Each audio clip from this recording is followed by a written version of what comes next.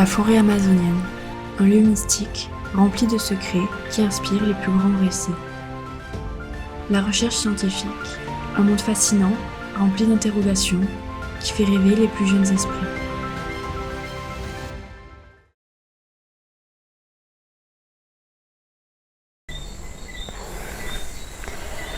Bonjour, il est 5h du matin et je suis en train de préparer mes affaires pour une mission un peu spéciale.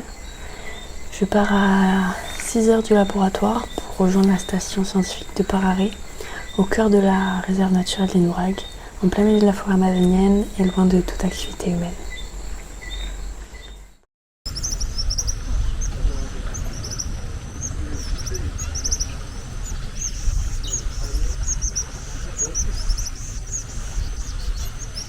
Je m'appelle Lou Foxonnet et pour vous donner un peu de contexte, je suis en Guyane française pour mon stage de 2e année de bachelor à l'ESP, que je réalise avec le CNRS au sein du laboratoire de l'AISA. Vous vous demandez sûrement pourquoi la Guyane, pourquoi la recherche scientifique. Mon frère vit ici depuis 7 ans et c'était l'occasion de découvrir un territoire magnifique et de passer du temps avec lui. Quant à la recherche scientifique, j'avais du mal à trouver du sens à mes études. Je voulais contribuer à une cause utile à mes yeux. J'ai grandi dans une famille passionnée par la nature, mon frère est ornithologue, ma sœur étudie la biologie marine et mes parents nous ont transmis cette curiosité à travers nos voyages. Alors, j'ai tenté une candidature spontanée, sans aucune expérience dans ce milieu. Et contre toute attente, mon profil leur a plu. C'était une porte d'entrée différente vers cet univers qui m'a toujours attirée.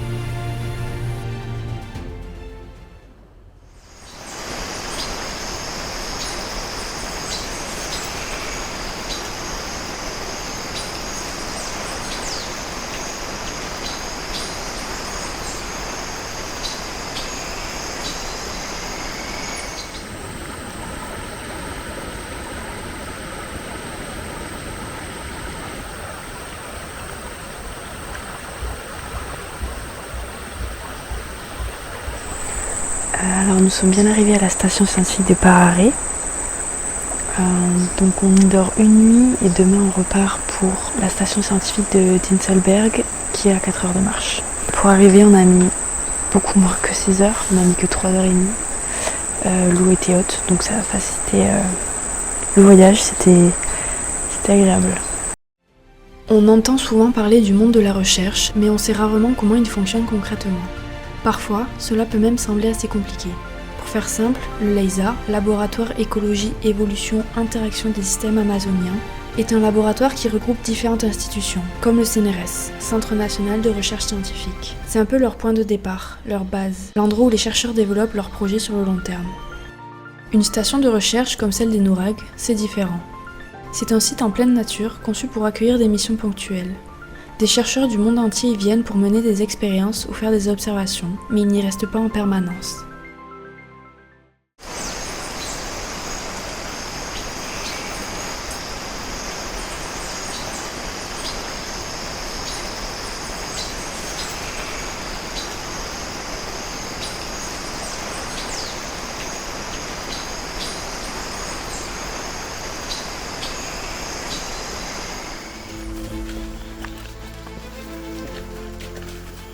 Il n'existe que 2 moyens d'accès à la station, soit en pirogue jusqu'à Pararé, puis à pied, ce que nous avons fait, soit en hélicoptère.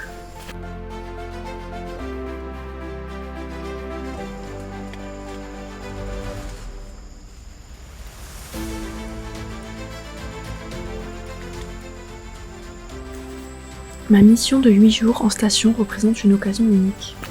Je suis venue ici pour valoriser le travail de la station et les recherches qui y sont menées.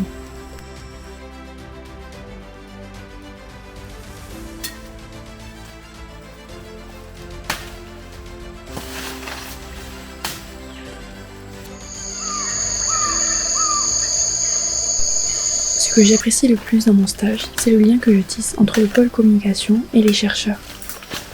Je les accompagne sur le terrain, je les interviewe, je les interroge sur leurs travaux. C'est une immersion passionnante qui m'enrichit énormément et me donne la légitimité nécessaire pour aborder ces sujets scientifiques en toute crédibilité.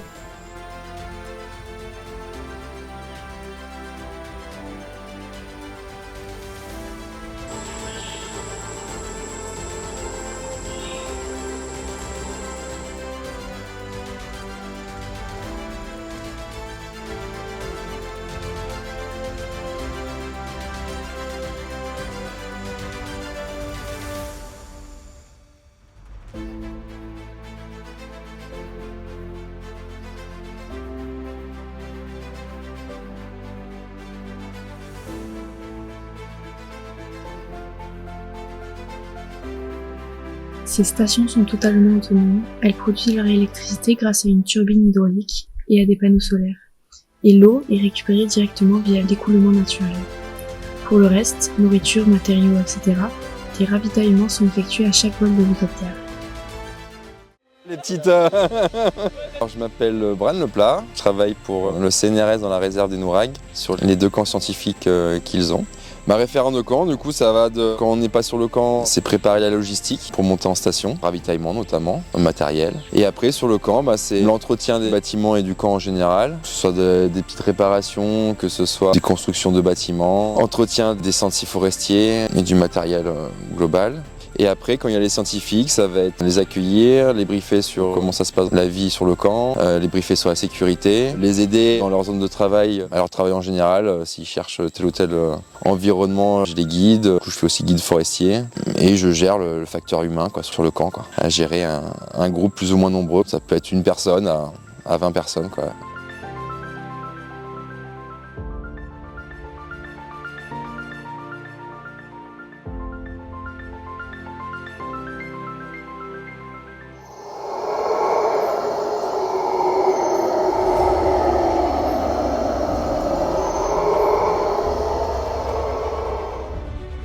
Au fil de ces 8 jours, j'ai l'opportunité de suivre 3 équipes différentes.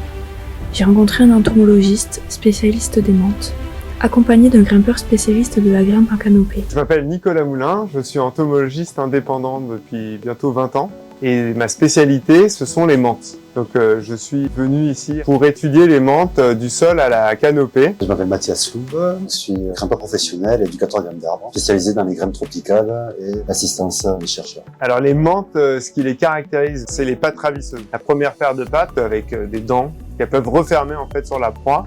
C'est bien, les menthes, c'est bien, on les a toujours étudiées au sol. Mais quand on rentre dans la forêt avec des arbres qui font 60 mètres de haut, nous on va dire qu'on fait 2 mètres. Ça veut dire qu'il nous manque 58 mètres de végétation où on ne sait pas ce qui s'y passe. Vous, c'est aussi de faciliter son ascension.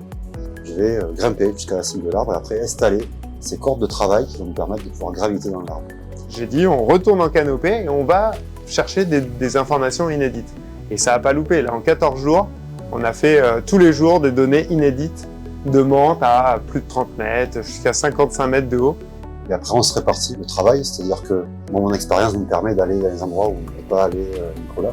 Moi, je vais aller chercher sur des longues branches, partir à 15 mètres, 20 mètres de distance sur les branches. C'est un petit peu de vertigacide, d'équilibre. Je fais aussi les parties hautes de mon pied où on est sur des petites branches vraiment toutes petites. Et il faut avoir une certaine expérience et une expertise mécanique de l'arbre.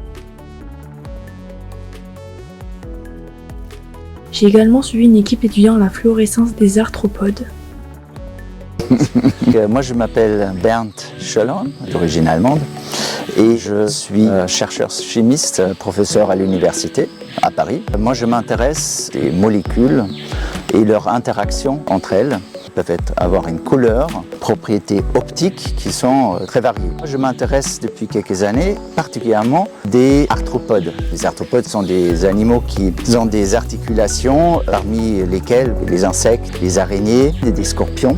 Et donc là, on voit tout de suite qu'il y a une propriété assez intéressante. Il paraît noir à la lumière blanche, mais si j'utilise la lumière UV qui est aussi contenue dans le soleil, il va changer l'aspect complètement. Il va apparaître un peu vert, bleu. Pourquoi ça nous intéresse? Déjà peut-être le phénomène, il faut dire que si j'utilise cette lumière UV, elle est absorbée par les tissus de l'animal et puis elle est stockée pour un très très court moment. C'est dans la nanoseconde, on appelle ça des états excités. Donc ça veut dire j'excite ces petites molécules qui sont là-dedans et ils vont tout de suite après émettre cette lumière qu'on voit, la lumière bleue. Mais là, c'est un projet très précis, c'est, disons, un inventaire de la fluorescence. Nous, on va dans la forêt, on cherche toutes les espèces confondues qui montrent une fluorescence relativement forte. Puis cela, on va faire des mesures spectroscopiques pour quantifier et caractériser cette fluorescence. Et nous, on veut vérifier si c'est caractéristique pour toute l'espèce. Ça veut dire que tous les individus ont le même spectre.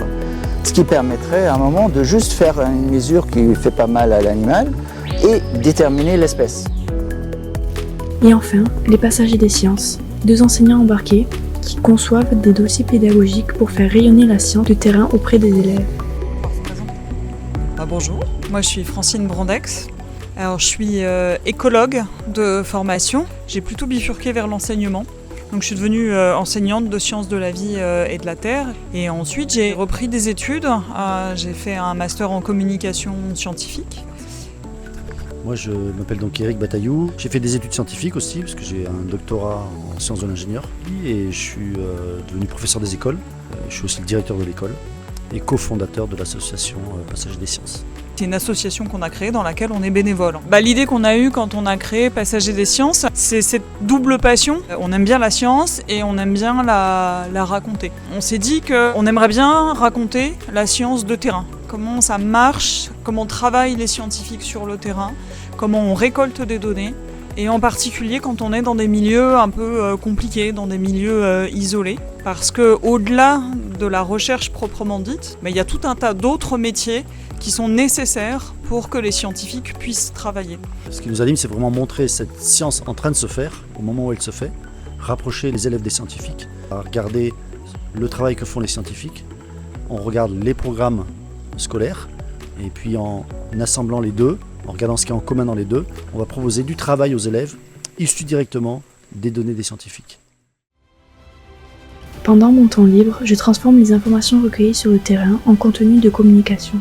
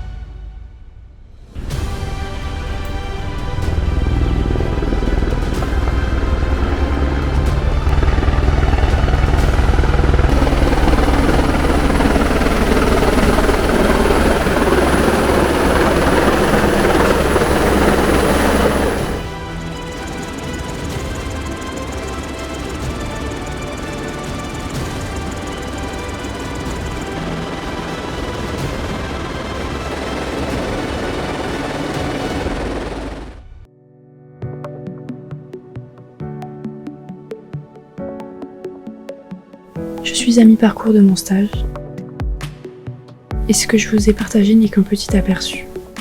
Beaucoup de choses passionnantes sont déjà passées, et bien d'autres sont encore à venir.